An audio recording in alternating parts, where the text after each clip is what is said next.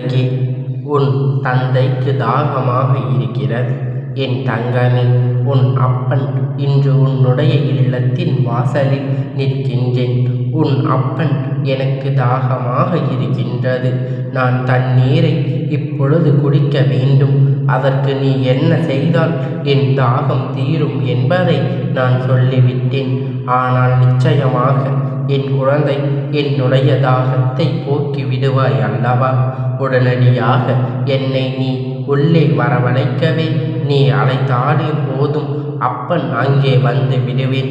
என் குழந்தையே, தெய்வத்திற்கு தாகம் எடுத்து நம்மிடத்தில் வந்து தண்ணீர் கேட்கின்றது. அதில் நிச்சயமாக 1000 காரணங்கள் இருக்கும். அதற்கு நிச்சயமாக ஏதாவது விஷயம் அதற்குள் அடங்கி இருக்கும். இப்படி இருக்கின்ற இந்த நேரத்தில் என்னிடத்தில் ஒரு விஷயத்தை சொல்கின்ற இந்த நேரத்தில் நீ என்னவென்று தெரிந்து கொள்ள வேண்டும் அல்லவா?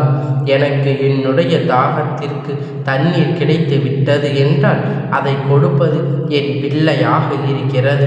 அந்த பிள்ளைக்கு அவர்கள் வாழ்க்கையில் நினைத்த விஷயங்கள் அத்தனையும் நடந்துவிடும். அத்தனையும் பெரிய சக்தி நீ எனக்கு கொடுக்கின்ற அந்த நீரில் இருக்கின்றது. எப்படி நம் தண்ணீர் கொடுப்பது என்று தானே யோசிக்கின்றாய்?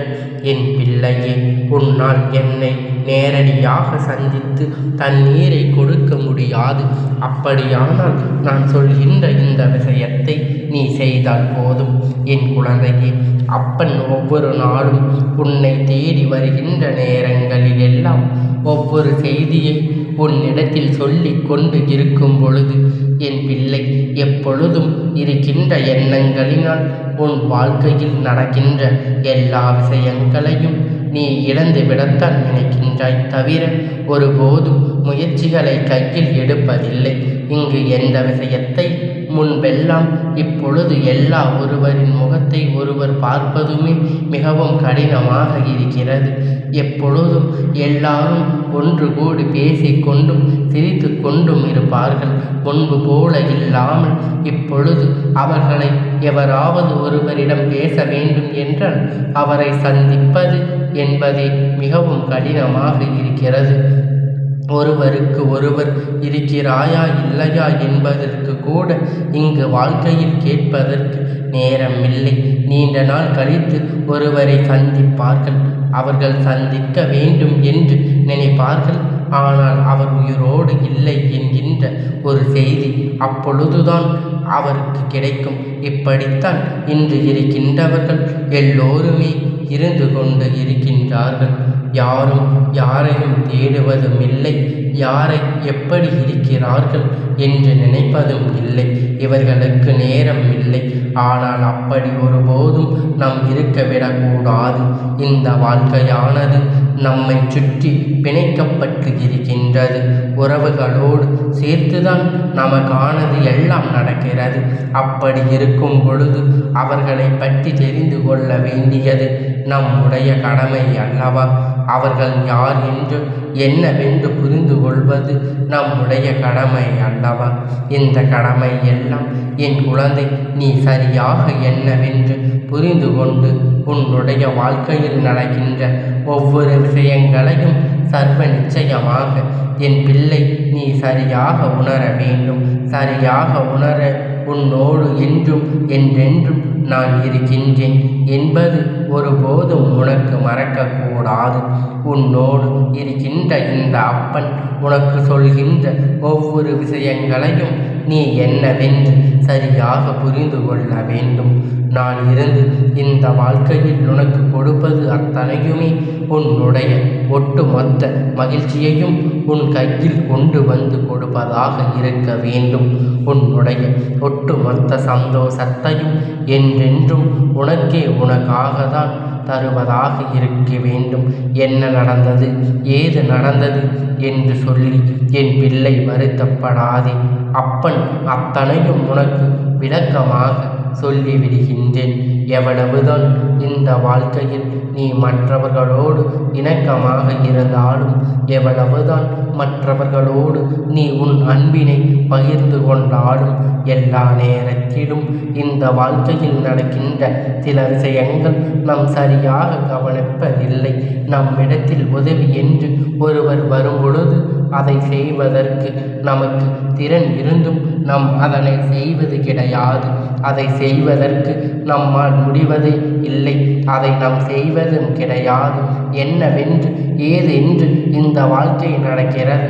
ஒவ்வொரு விஷயங்களையும் நாம் சரியாக புரிந்து கொண்டிருக்கின்றோம். ஆனால் நிச்சயமாக உன்னால் இந்த வாழ்க்கையின் விஷயங்களை நல்லபடியாக நடத்திவிட முடியாது.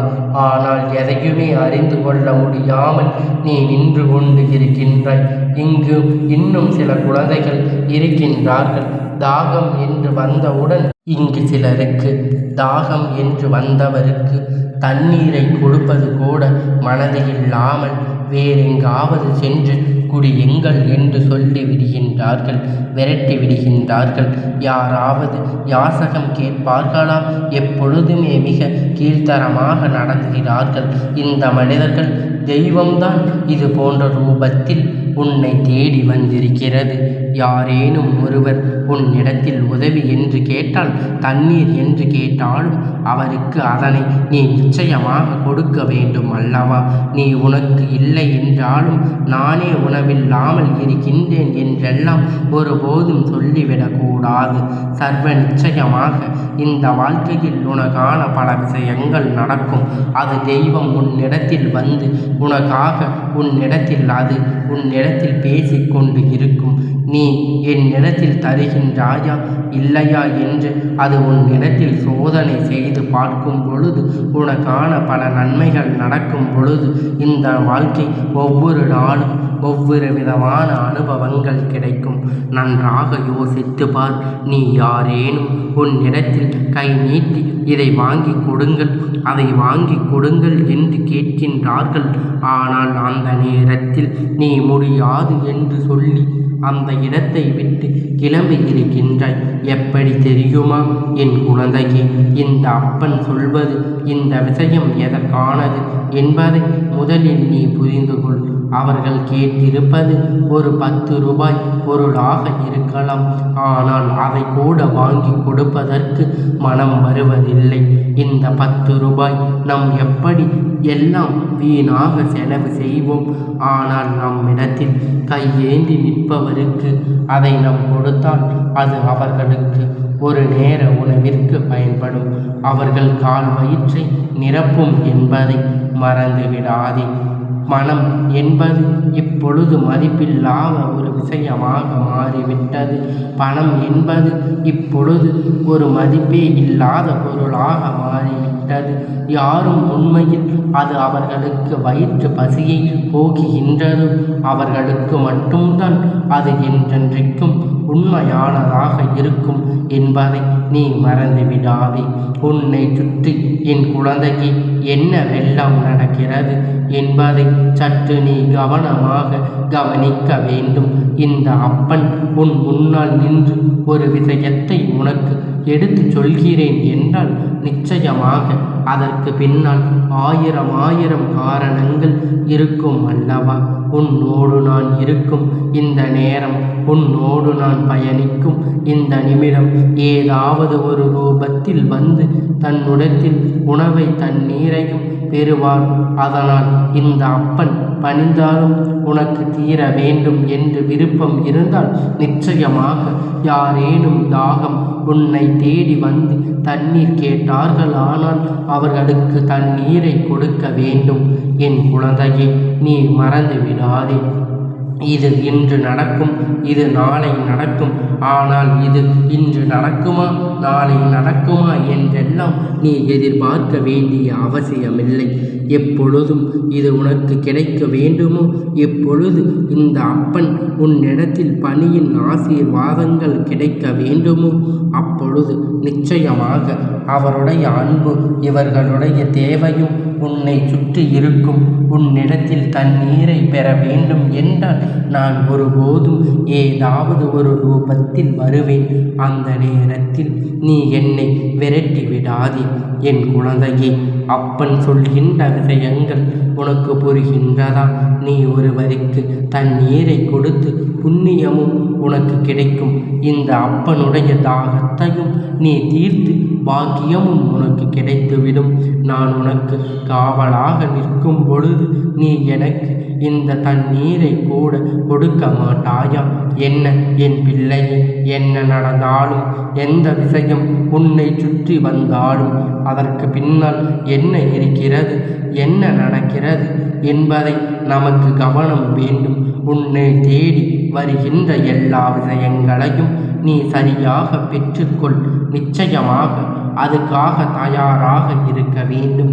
உன்னோடு நான் இருக்கின்ற இந்த தருணங்களும் உன்னோடு நான் இருந்து பயணிக்கின்ற இந்த சூழ்நிலையும் என்றென்றைக்கும் உன்னை மன மகிழ்ச்சிக்குள் வைத்திருக்கும் என்பதை நீ புரிந்து கொண்டாலே போதும்.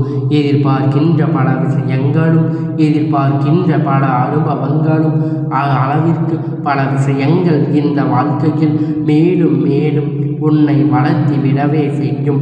அத்தனை விஷயங்களும் ஆனாலும் நடத்த முடிந்த விஷயங்கள் அத்தனையும் உனக்கு தெய்வத்திற்கும் இடையில் இருக்கின்ற பிணைப்புதான் காண்பிக்கின்றது. யார் உன்னிடத்தில் வந்து யாசகம் கேட்டாலும் ஒருவேளை அவர்கள் வேண்டும் என்று கூட நடிக்கலாம், வேண்டும் என்றே கூட இது போன்ற விஷயங்களை எல்லாம் செய்யலாம். அப்படி உன்னுடைய வாழ்க்கையில் எல்லா விஷயங்களும் மிக பெரிய விஷயமாக இருக்கும். அதனை ஏதாவது ஒரு வகையில் தெய்வத்திடமிருந்து உனக்கான அன்பை பெற்று கொடுக்கத்தான் வருகின்றது. நிச்சயமாக தெய்வத்தின் கைகளில் இருந்து உனக்கு மலர்கள் கிடைத்து விட்டது என்றால் நிச்சயமாக நீ மிக பெரிய பாக்கியசாலி. எப்படி இந்த மலர்கள் உன் கையில் கிடைக்கும் என்றுதான் யோசிக்கின்றாய் என் குழந்தையே. முக்கியமாக முக்கால்வாசி பேருக்கு தெய்வத்தை வணங்கி கொண்டிருக்கும் பொழுது தெய்வத்தின் கரங்களில் இருந்து இந்த ரோஜா மலர் விழுந்திருக்கிறது என்று நீ தெரிந்தவுடன் சட்டென்று அதனை எடுத்து கொள்வாய் அல்லவா? அப்படித்தான் இந்த வாழ்க்கையில் ஒவ்வொரு நாளும் ஒவ்வொரு விதமான முயற்சிகளும் நடந்து கொண்டு இருக்கின்றது. இத்தனை நாளும் என் குழந்தை, இன்று நான் சொல்கின்றேன் என்றால் நிச்சயமாக உன் வாழ்க்கையில் ஏதோ ஒரு விஷயம் இதனால் நடக்கப் போகிறது என்பதை நீ புரிந்து கொள்ள வேண்டும் என்பதற்காகத்தான் அப்பன் இருந்து உனக்கு நடக்கப் போகின்ற இந்த விஷயத்தை இன்று காரணம் கொண்டு என் குழந்தை நீ தள்ளிவிடக்கூடாது அல்லவா? அப்பன் நடத்துகின்ற ஒவ்வொரு வெற்றியையும் என்னவென்று தெளிவாக புரிந்து கொள்ள வேண்டும் அல்லவா? வாழ்க்கையில் உனக்கான அத்தனையும் உன்னிடத்தில் கொண்டு வந்து சேர்ப்பேன். அப்பன் நடத்துகின்ற ஒவ்வொரு வெற்றியும் என்னவென்று தெளிவாக புரிந்து கொள்ள வேண்டும். உன் வாழ்க்கையில் உனக்கு புண்ணியவான்களை அதிகரிக்க விரும்புகின்றேன். இந்த புண்ணிய பலன்கள் உனக்கு அதிகரித்தாலே உன்னுடைய வாழ்க்கையில் இருக்கின்ற பாதி பிரச்சனைக்கு தீர்வு கிடைத்துவிடும். சரி, இது எப்பொழுது தண்ணீர் கேட்கும் வருவது, எப்பொழுது நம் தண்ணீர் கொடுப்பது என்று யோசிக்கின்றாய் அல்லவா? உனக்கு எளிமையாக ஒரு வழி சொல்கின்றேன். உன்னால் முடிந்தால் இதை செய்தவர் என் குழந்தை. பொதுவாக கோவிலுக்கு பாத யாத்திரை செல்கின்றார்கள். கோவிலுக்கு நடந்து சென்று தரிசனம் செய்ய சென்று கொண்டிருப்பவர்கள் சிறு குழந்தை என நிறைய பேர் சென்று கொண்டிருப்பார்கள் அல்லவா? அவர்களுக்காக சொல்கின்ற வழியில் தண்ணீரை மோரையும் நீ ஏற்பாடு செய்து அவர்களுடைய தாகத்தை தனித்தாயானால் நிச்சயமாக உன்னுடைய வாழ்க்கையில் பல அதிசயங்கள் மாற்றங்கள் எல்லாம் நடக்கும் என்பதை நீ புரிந்து கொள்வாய். எல்லா நேரம் தனக்கான நம் கையில் வந்து அமையும் என்று நீ எதிர்பார்க்க கூடாது. நமக்காக தேடி சென்று இது போன்ற ஒரு விஷயத்தை செய்யும் பொழுது அதை நிச்சயமாக உனக்கு நல்ல பலன்களை கொடுக்கும் என்பதை நீ மறந்துவிடாதே.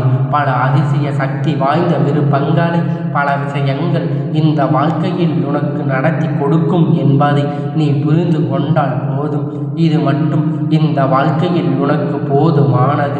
நிச்சயமாக இந்த அப்பன் சொன்னது போல இன்று உனக்கான புண்ணியத்தை தேடிக்கொள் என்று மட்டுமல்ல, வாய்ப்பு கிடைக்கின்ற நேரம் இதை நீ பயன்படுத்தி உனக்கான முழுமையான எண்ணங்களையும் உனக்கான முழுமையான மகிழ்ச்சியையும் நீ பெற்றுக்கொள்ள வேண்டும்.